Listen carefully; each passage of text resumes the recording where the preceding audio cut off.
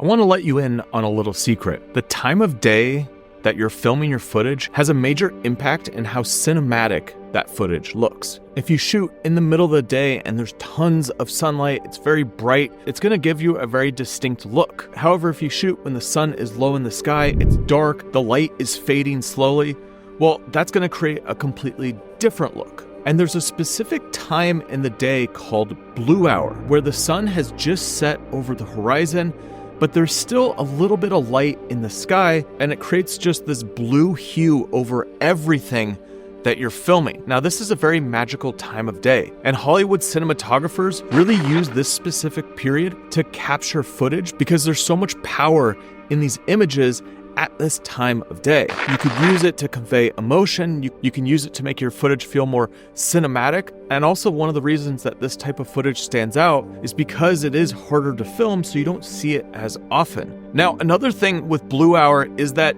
you can use this time of day to mimic nighttime. So when you're filming at night, everything is dark, but when you use blue hour, you'll still have a little bit of information in the background so you can see things in the distance and you can see outlines of shapes. So you can simulate what nighttime feels like, how we can kind of see nighttime, but also you could be more creative with this time of day because you can see more than if you were shooting in pitch black.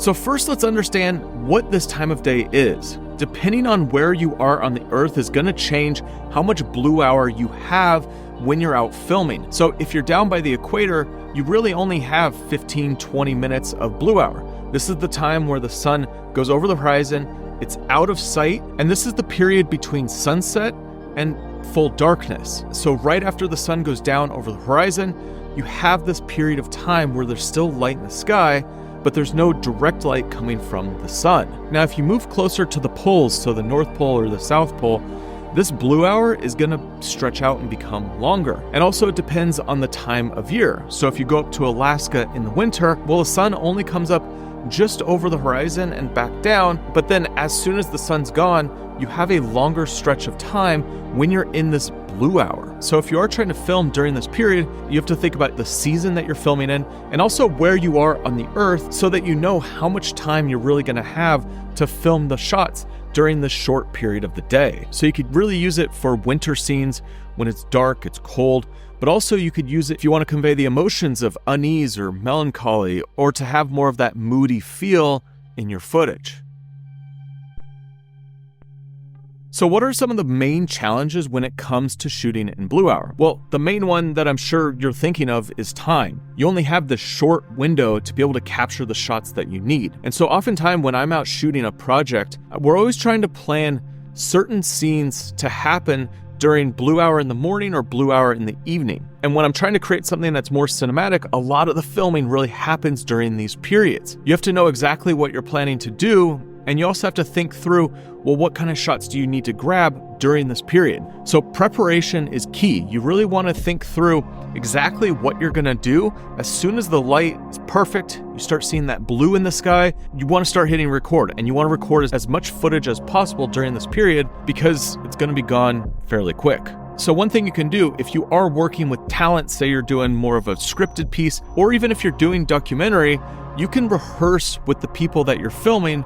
Or if you're just filming with yourself, you can rehearse what you're gonna do before it actually gets to blue hour. Having a clear idea of exactly what you're gonna do, what shots you're gonna wanna grab, is gonna help the whole process when you actually start filming. So it's a good idea in the middle of the day, start finding your angles, start finding your shots. Think about how you're gonna film the scene so that as soon as that sun dips over the horizon, you can hit record and start recording and start grabbing all the different shots that you need. Now, one thing that you'll want to bring along is a flashlight or a headlamp because it's going to be dark as soon as you're done filming. Also going to be cold, so make sure you're wearing proper attire because you always want to make sure that you're taking care of yourself when you're out in the elements.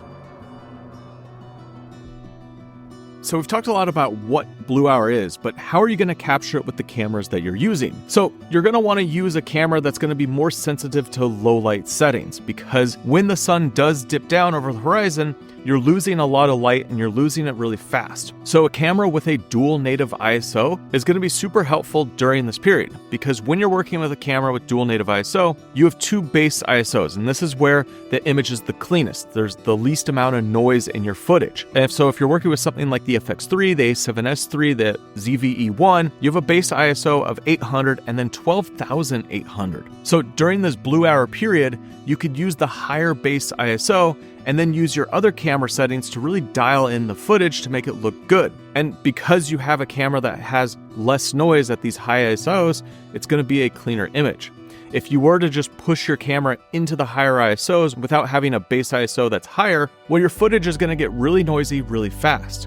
And you could see even from this footage, we were shooting on the FX3 with base ISO 12,800, and even these shots were getting super noisy because you really lose a lot of light fast during this period. So you're going to be fighting the camera and your lighting to make sure that you're getting a proper exposure during this period when you're losing light faster and faster. Now, another piece of gear that's going to be super helpful is going to be fast lenses. So typically you're going to want to use prime lenses, something that opens up to a 1.4, 1.8. But if you don't have fast primes with you, something like a 2.8 could work if you're using a higher base ISO. So fast primes are going to be the best in terms of being able to gather the most amount of light when you're working in darker situations. And blue hour, because you are just using the natural light from the sky, from the sun dipping down, you're going to want to be able to get the most light out of the scene possible. So typically when I go to shoot in blue hour, I'm going to be using a fast prime, like my 35mm 1.4 or my 50mm 1.4, and then I open wide to that 1.4 to be able to get the most light when I'm filming. Now, one word of caution: when you're opening your lens wide up, it's going to create a really shallow depth of field, so you really have to be focused on what you're filming and make sure that you're really looking at critical focus. This is where tools like an external monitor really becomes useful, because having a display that's bigger, that you can see more of what you're doing, is going to make sure that you're hitting your focus perfectly every time that you're out filming, especially in these darker situations. However, if you're not using an external monitor, then you'll just want to make sure that you're using all the tools that are built into the camera to make sure that you're getting perfect focus. Now, one other tool that you're going to want when you're filming during blue hour is external lights. These could be little portable lights that you bring with you, or this could be just the lights that are in the scene, the practical lighting. But everything is going to be blue. So when you're using your lighting, oftentimes if you have an orange source, a tungsten source, something that is a color contrast to the blue scene, it's really going to make your footage pop.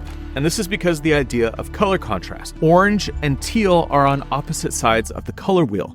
So when you're shooting in blue hour, that's close to teal, and you want to have your light source be the complete opposite of that, which is orange. Now, this is more of a creative choice, but that gives you this color contrast where you see the super warm tones of the lighting contrasted to the blues of the cold, dark environment. Now, if you don't want such a strong color contrast, then you just want to have your light source be closer to daylight temperature, so that you don't have such a strong orange to blue look in your footage. Now, the two ways that you're using lighting is either you're bringing in light to light up the subject that you're filming. This could be like a little LED panel. It could be a small light that you bring with you. Bigger lights if you have more equipment and you have more time to set up. Or you just try to find something in the shot that's practical that could be used as lighting. Unless you want super dark silhouette footage, you're going to want to have some sort of light source also in the scene during blue hour. Now, I'm going to pause this video for just 1 second, and if you could just go down and hit the subscribe button. I do a lot of different filmmaking tutorials, and this is part of a series that I'm doing on this channel all about how to get better looking footage when you're crafting your videos. And if you're someone who's trying to grow a YouTube channel, or you just want to make better looking videos, then I highly suggest heading over to the Creator Film School, which is my whole course series on how to grow a channel, make better looking videos, and use visual storytelling to build your audience and to get views on your videos. I'll include a link down below in the description. Now let's talk about your camera settings of how to get the most out of this time of day. We've already talked about ISO. You're going to want to shoot at a higher ISO, but you don't want to push it too far to get super noisy footage. You want to shoot with your lens wide open so you're gathering the most amount of light from this scene. Now in terms of white balance, this will fluctuate depending on how much blue you want out of the scene. So if you push it closer to tungsten white balance, the blues of the sky are going to turn super blue. Whereas if you push it more towards daylight, it's going to become less blue. And the same with the color contrast. If you're using a practical light source that's balanced to tungsten, if you push further away from that tungsten source, the tungsten is going to become more orange. And so you could set your white balance somewhere between daylight and tungsten to really play around with your colors to get the most out of the scene, depending on how much color contrast you want when you're filming. Now let's talk about editing blue hour footage, because there's a few things you need to think about when you're tweaking your footage to make sure you get the most out of the scene. So when you're editing this footage, you want to make sure to not overexpose it too much. You don't want to bring it up too high. This footage is going to be darker. It's going to be more moody. But if you bring up the exposure too high, you're going to lose the impact of filming in this time of day, and also footage isn't going to look that good. So you'll want to keep that in mind. And also there's a lot of strong blue in the footage. If you play around with your HSL curves, you might start changing the blue too much to make it super teal or kind of purpley. So ideally, when you're making changes to your color in this footage, you'll want to use the color temperature tool, and you'll want to play around with the color wheels so that you're doing more broad strokes with the color rather than really going in and specifically targeting one color and changing it. You might create some strong artifacts in the footage if you are going through your HSL curves and trying to change specific colors within the frame. Now, the other thing that's going to come up with this footage is that it's going to be noisy because you're shooting in lower light situation. Even if you're using a camera that does have a high base ISO, depending on when you're shooting and how dark it was getting, you might need to boost your footage just a little bit, which is going to introduce more noise when you're editing. So you can use a noise reduction software that's going to help clean up the footage after you've gone through and done your editing. And depending on which editing software that you're using, there might be some plugins built into it, or you could use a software like Neat Video, which does work really well when you are editing noisy footage. And next, you should check out this video right here, which goes through another filmmaking technique that's really going to help you when you're crafting your videos. I'll see you